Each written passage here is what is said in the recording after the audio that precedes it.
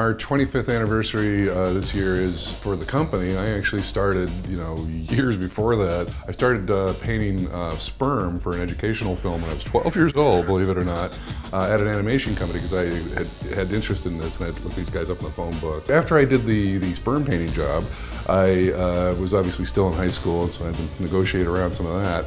But I got a job at FEARnet, which was an optical house in Seattle, Washington. It was a great introduction into the big world of effects and where I wanted to go in my career. And I think I was only 14 at the time. I actually did apply to art schools. I went to a real small art school for like a day.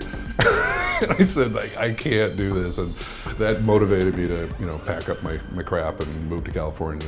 And literally the first day that I showed up in California, through connections I had made, I started working on Big Trouble in Little China, and then Poltergeist 2, and so I was kind of implanted at Boss Film Studios way back when. It was a place that was kind of doing what I wanted to do. It was not just doing makeup effects monster stuff, but it also was doing miniatures and opticals, and kind of had a, that studio feel where everything was happening. My favorite type of monsters always kind of seem to be something that's a little different than the last project that we do, just to kind of mix it up a little bit. Today's audiences are really attentive to what we do, which is cool. But we don't want to disappoint anybody, so we want to mix it up and make it something that's special, unique for that project. So in that sense, I try to make everything we do is, our favorite. We have an LA shop and a Vancouver shop, and we play very well together. Each shop has a slightly different specialty.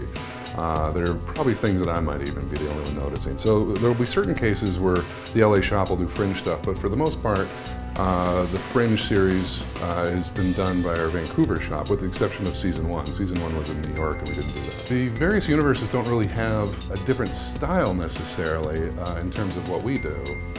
But there are certain gags that only play in this world and certain gags that only play in that world. How should we proceed?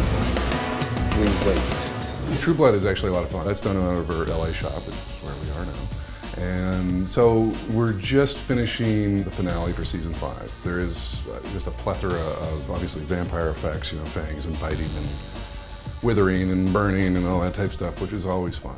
Dan Rebert, who's our effects producer for that show, he's very creative and really into the show, and he really brings a lot of interesting ideas that are beyond, what kind of material to make it out of, more like, how we're going to present it. It's okay, Nigel. Soon we'll be free. We end up doing a lot of TV just because we're used to it, we're pretty good at it, and we just seem to have a history of it, and we actually have a lot of fun with it, but we do a lot of features and commercials as well.